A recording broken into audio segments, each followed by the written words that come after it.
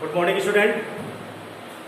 आज इंग्लिश में आपका चैप्टर शुरू कर रहे हैं ग्रामर में, the sentence and its parts. इसमें आप देखेंगे कि सेंटेंस डिफिनेशन है, सेंटेंस क्या है और इसके साथ साथ में इसके कितने पार्ट्स हैं उसको भी हम इसमें जो है क्लियर करेंगे, और सेंटेंस कितने प्रकार के हैं नेचर के अकॉर्डिंग और स्ट्रक्चर के अकॉर्डिंग। तो सबसे पहले हम देखें सेंटेंस की definition. A group of words that gives a complete sense is called sentence. एक वाक्य जो शब्दों का समूह है और वो एक कंप्लीट मीनिंग प्रोवाइड कर रहा है तो उसे हम सेंटेंस कहेंगे।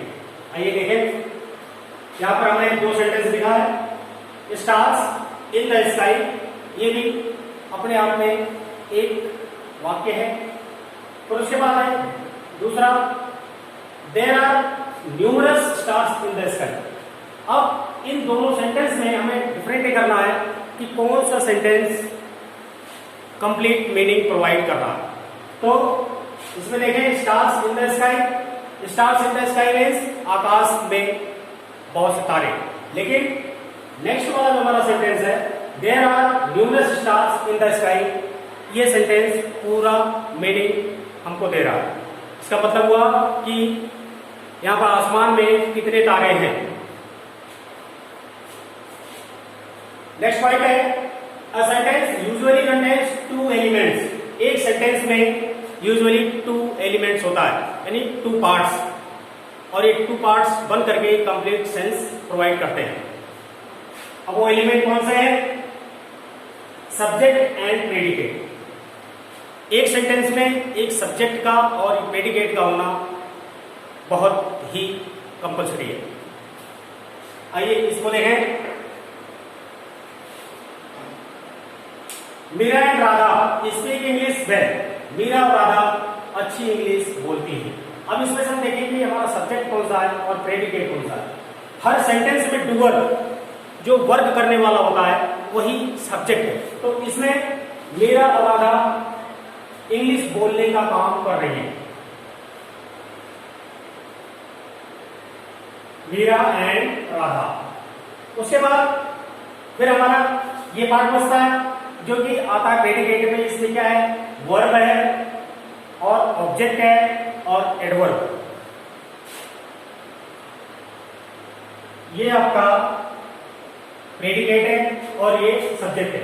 डूअर जो होता है वो इन ऑलवेज वो सब्जेक्ट होता है और उसके बाद जो बचता है वो सब हमारा प्रेडिकेट है। अब नेक्स्ट पॉइंट देखें, क्लासिफिकेशन ऑफ सेंटेंस, वाक्य का वर्गीकरण। तो the sentence can be classified on the basis of their nature and structure.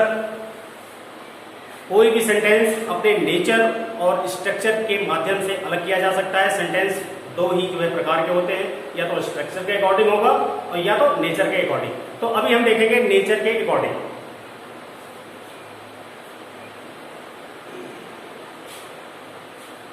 तो नेचर के अकॉर्डिंग हमारे सेंटेंस 5 काइंड्स हैं नेचर के अकॉर्डिंग। तो इसमें से जो है फर्स्ट है असर्टिव और डिक्लेरेटिव सेंटेंस। इसकी डेफिनेशन देखें, these sentences make a statement and always and with full stop. ये सेंटेंस एक स्टेटमेंट का फॉर्म क्रिएट करते हैं और ये इनके लास्ट में फुल स्टॉप होता है, यानी full stop means punctuation mark. इसका एग्जांपल देखें, दे में, अच्छा ये जो है दे भी अफर्मेटिव या नेगेटिव, ये अफर्मेटिव और नेगेटिव दोनों हो सकते हैं असर्टिव सेंटेंस में। आइए इसका एग्जांपल देखें, honesty is the best policy. ये आपका असर्टिव सेंटेंस है और इसी में ही आप अफर्मेटिव और ये नेगेटिव भी अलग कर सकते हैं। अगर असर्टिव सेंटेंस में ये दो आएंगे, dishonest does not provide moral value, तो जहां पर ये नॉट लगा है ये आपका नेगेटिव सेंटेंस और जहां नॉट नहीं लगा है वो आपका अफर्मेटिव सेंटेंस है। इससे इसका मतलब ये निकलता है कि असर्टिव सेंटेंस के भी टू पार्ट्स हैं, affirmative sentence and negative sentence. तो उसके बाद नेक्स्ट है हमारा इंट्रोगेटिव सेंटेंस। तो इंट्रोगेटिव सेंटेंस के अंतर्गत दिस सेंटेंस हेराल्ड्स अ क्वेश्चन और interrogation and always ends with a question mark.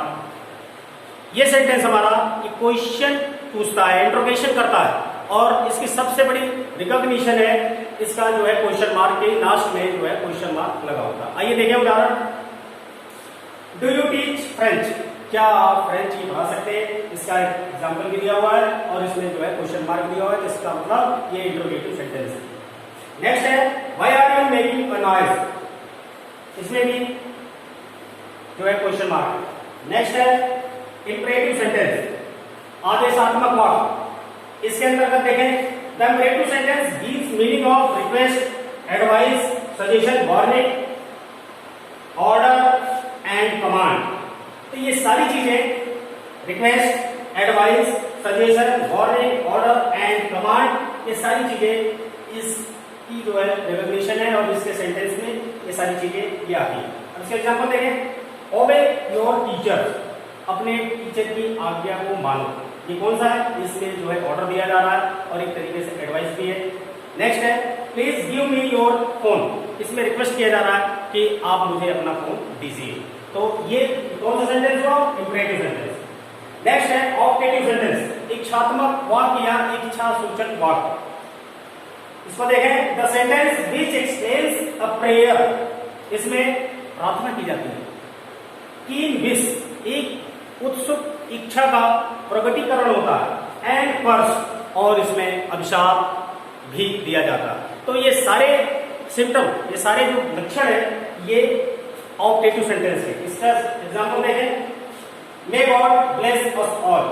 और इसमें एक चीज और है कि ये सेंटेंस मे से या विश से स्टार्ट होते हैं या मे और विश नहीं भी होता। तो ये हम सारे पॉइंट इसमें देखते हैं, उसी के अकॉर्डिंग इसको हम जो है क्लियर करते हैं कि ये सेंटेंस इस प्रकार का होगा। तो इसका एग्जांपल है may God bless us all. तो इसमें भी इच्छा प्रकट की गई है, शुभ इच्छा की प्रकट की गई। नेक्स्ट है wish you a happy journey, इसमें भी इच्छा भी प्रकट की गई है। लॉन्ग लिव द किंग, इसमें भी उसके लिए बूंद के लिए इच्छा प्रकट की गई है। नेक्स्ट है एक्सक्लेमेटरी सेंटेंस, विस्मय सूचक वाक्य या विस्मय बोधक वाक्य। The sentence which expresses a sudden and intense excitement, disgust, admiration, shock और शर्म। जो भाव हमारे अंदर एकाएक निकले, चाहे वो एडमिरेशन का हो, चाहे वो शॉक का हो, और इस प्रकार से अगर वो निकलता है तो वो एक्सक्लेमेटरी सेंटेंस में आएगा। और इसकी सबसे बिगेस्ट जो हम पहचान है वो ये है कि नोट ऑफ एक्सक्लेमेशन का मार्क लगा रहेगा, जिसे हम जो है ये पंक्चुएशन में रखते हैं। तो नोट ऑफ एक्सक्लेमेशन का मार्क ये है जो कि या तो सेंटेंस के लास्ट में रहेगा और या तो जो वर्ड है एक्साइटमेंट के उसके बिल्कुल ही नजदीक रहेगा। इसका एग्जांपल देखें अलॉस, आई एम ग्रोइंग। अब यहाँ दुख की बात यह है कि मुझे दुख है कि मैं बर्बाद हो गया हूं। नेक्स्ट है sentence what a nice car, जो है कि आपके पास कितनी अच्छी कार है। इसमें भी जैसे हम किसी चीज को देखते हैं तो एकाएक जो फीलिंग निकलती है तो उसमें हम ये सेंटेंस रखते हैं और ये एक्सक्लेमेटरी सेंटेंस है। नेक्स्ट है hurrah, we have won the match, कि वाह हम मैच जीत चुके हैं। Okay students, all of you thanks, meet in the next video.